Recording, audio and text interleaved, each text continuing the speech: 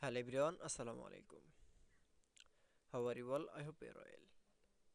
Welcome back to my channel in this new video. Today's video, how to delete part of an image in Photoshop. So let's started. At first, open your Photoshop document. Now you can see delete part of image in Photoshop. Now going to the file menu option. Then click. Now click from open option. Now select from picture. Now click from open option. Now open the picture. Now you can see delete part of picture in Photoshop. Now we're going to the select rectangle tool. Now select from.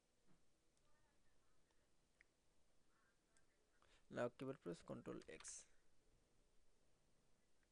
That it's.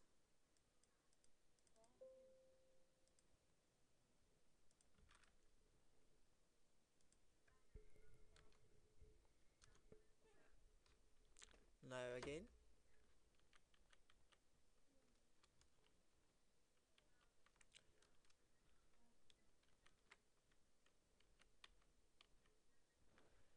select from